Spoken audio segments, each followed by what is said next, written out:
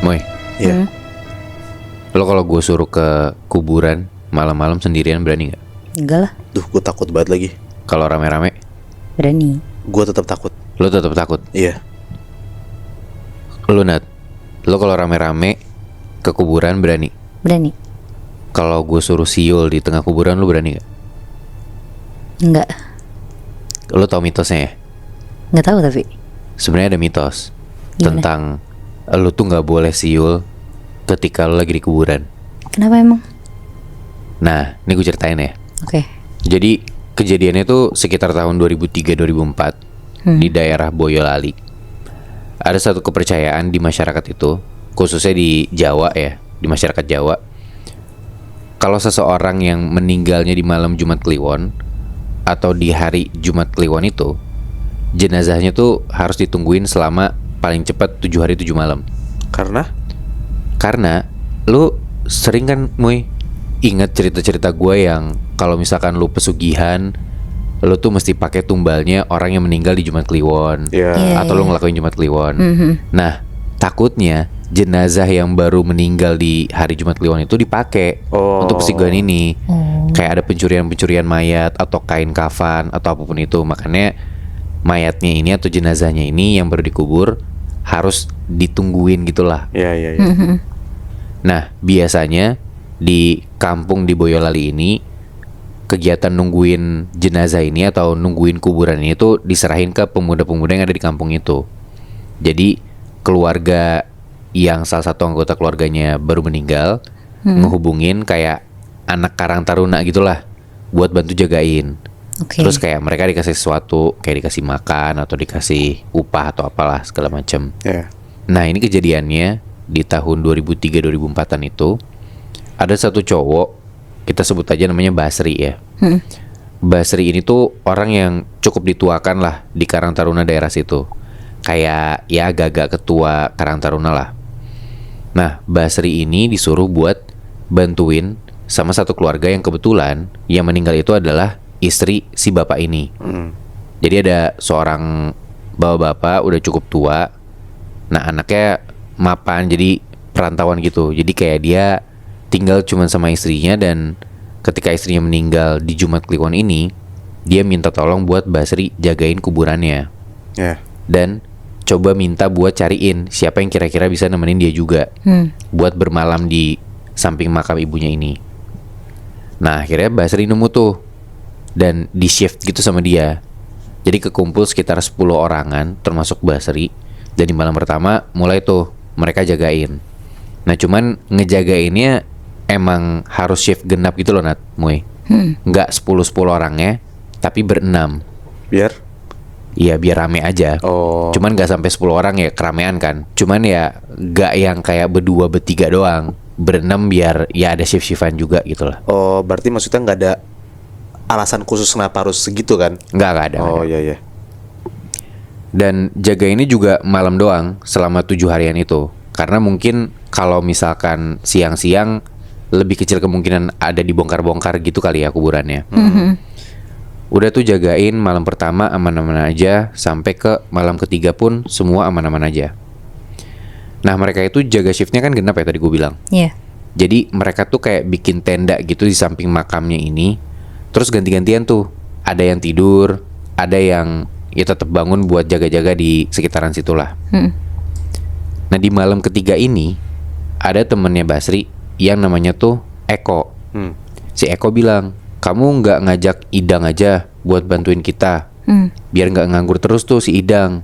Nah, si Basri ngomong, ah males aku, dia tuh orangnya suka konyol, kelakuannya suka aneh-aneh lah, nanti yang ada malah bikin masalah, kata Basri gitu. Nah, besokannya nih ternyata di malam keempat ada satu orang yang siang-siang tuh ngabarin kalau dia nggak bisa ikutan jagain. Akhirnya mau nggak mau dipanggil lah si Idang ini buat bantu anak-anak jagain kuburan itu. Nah, cuman sebelum ngejagain, Basri udah kayak ngerimain si Idang gitu dari awal. Pokoknya kamu jangan macem-macem lah, jangan aneh-aneh, jangan jahil juga. Kata si Idang, iya siap.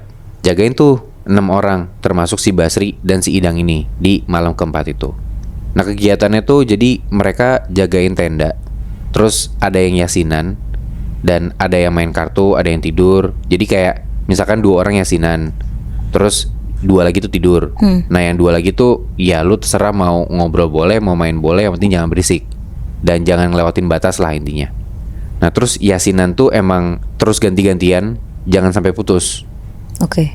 Nah ini kondisinya di jam 8 atau 9-an malam ya. Di situ ada 2 orang lagi ngaji, 2 orang tidur, dan 2 orang lagi tuh lagi duduk-duduk aja.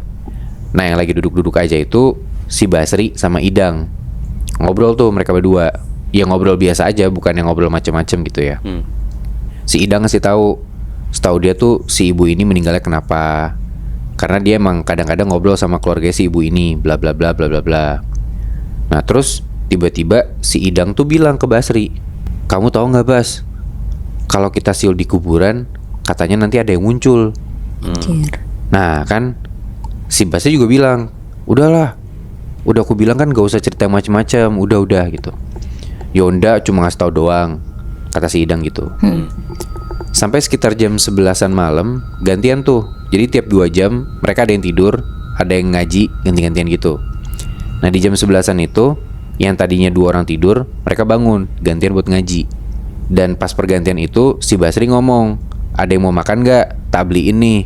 Karena emang udah disiapin kan tadi gue bilang, kayak either emang uang buat mereka makan malam, atau mereka mau masak sendiri, atau bahkan ya udah disiapin tuh makanannya sama keluarga yang anggota keluarganya meninggal ini. Nah di malam itu Basri dikasih duit sama si keluarganya, beli makan tuh dulu dia sendiri keluar. Sisa 5 orang kan di dekat makam itu. Nah 2 orang yang tadinya ngaji, 1 tuh tidur, dan yang 1 lagi mau ke kamar mandi. Jadi di kuburan ini tuh di bagian ujungnya kayak ada tempat toilet gitu loh, buat orang buang air. Udah tuh 1 pergi ke sana, sisa 4 orang kan. Yang 1 tidur, 2 orang lagi ngaji, si 4 orang ini. Nah si Idang itu tuh diajak buat ngaji juga, cuman dia nggak mau. Dia bilang ya ngaji dia nggak fasih lah intinya. Toh si Idang juga diajak ke sini emang cuman buat bantu jagain doang, bukan buat ngaji atau buat apa. Ya wes gak apa-apa kata temennya. 2 orang ngaji, 1 orang tidur, dan 1 orang lagi Idang bengong doang. Gak lama, tiba-tiba nih Nat, Muy, si Idang ini tiba-tiba siul. Anjing. Aduh. Gitu dia. Mancing banget. Terus yang lagi tidur kebangun, kayak, kok kamu siul-siul? Ya gak boleh di kuburan gitu kan. Dan emang mancing banget bener kata lo, Muy. Terus si Idang tuh pembelaannya kayak cuman, ya abis bingung, dia bosan gak ada yang diajak ngobrol. Kan goblok banget ya. Iya. Gila. Yang 2 lagi tuh ngaji kayak cuman sambil nengok doang. Terus udah tuh lanjut ngaji lagi. Gak lama dari situ si Idang ini kedenger ada suara langkah kaki dari jauh. Idang keluar tenda, dia ngeliat dari jauh tuh ada 1 temannya dia yang baru balik dari toilet tadi. Tapi Idang lihat dari jauh, di belakang temannya ini ada pocong ngikutin. Aduh. Teriak dong dia, ada pocong itu, ada pocong. Si temennya yang dari toilet tadi nengok ke belakang, gak ada apa-apa. Jadi kayak cuman Idang doang nih yang lihat. Terus tiba-tiba si Idang ini ngerasa dia tuh kayak ditimpukin gitu sama benda kecil, kena kepalanya dia. Dia lihat tuh si benda ini jatuh ke tanah. Dan dia ngeliat itu tuh kayak buah mangga kecil gitu loh. Dicari-cari nih sama dia ke area belakangnya dia. Jadi di deket tenda mereka tuh kayak ada pohon gede gitu. Dan ternyata di belakangnya si Idang, si pohon ini, itu di atas pohonnya ada kuntilanak duduk sambil gendong bayi. Mampus. Anjir. Teriak kan dia. Tapi tiba-tiba dari jauh dia ngelihat Basri itu datang. Udah agak tenangan tuh dia. Terus ini keadaannya teman-temannya dia yang lain tuh kebingungan. Si Idang tuh kenapa? Dan mereka semua lagi dalam tenda. Jadi kayak cuman Idang doang nih yang di luar tenda. Basri datang ngedeket ke arah Idang. Kayak Idang tuh ngerasa si Basri ini datang mau nenangin dia gitu, kayak megang pundaknya, kayak ya udah nggak apa-apa gitu kan. Tapi tiba-tiba si Idang ngelihat Basri ini mukanya berubah jadi genderuwo. Dan tiba-tiba kayak mau nyekek Idang gitu loh. Gila. Wah itu chaos banget. Idang teriak-teriak, pokoknya bener-bener berisik banget di tengah-tengah kuburan itu.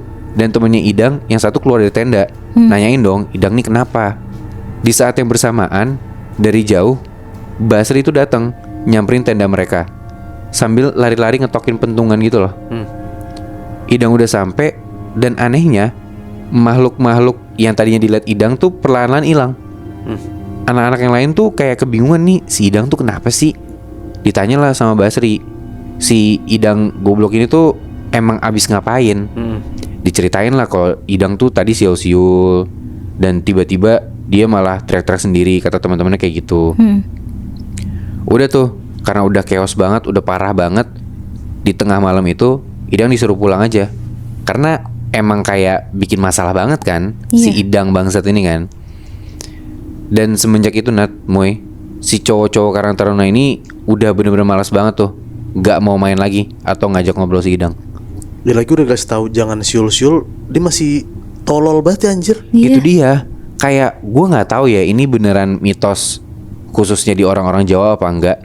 Cuman ya gue nanya ke lo deh Moy, kayak tadi lo aja, lu nggak mungkin sendirian ke kuburan, apalagi lu ke kuburan buat siul-siul kan? Iya. Terus Bi, tadi gue denger katanya Basri tuh bawa kentungan. Iya. Itu tuh buat apa ya? Nah, mitosnya lagi, jadi katanya ketungan ini tuh dianggap sebagai bentuk kebalikan dari bunyi siulan. Nah, kalau misalkan siulan tuh katanya ngundang setan, kalau kentungan ini ngundang manusia. Nah, setan tuh sebenarnya takut sama manusia. Kalau dari cerita teman gue sih gitu ya. Dan ini kata teman gue. Cuman ya bisa jadi karena emang alat komunikasi tradisional kan kentungan ya. Jadi bisa jadi tuh pertanda ke orang-orang sekitar ada sesuatu gitu dalam tanda kutip. Kayak bikin orang-orang pada bangun. Jadinya ya setan kan kadang gak muncul di saat orang banyak ya. Mungkin gitu kali ya. Cuman ternyata Nat, Moy, pas gue baca, kentungan tuh gak cuman buat jadi alat komunikasi antar manusia. Bahkan kentungan itu tuh juga dipakai buat manggil makhluk gaib itu sendiri. Nah, gue ada cerita sih tentang itu.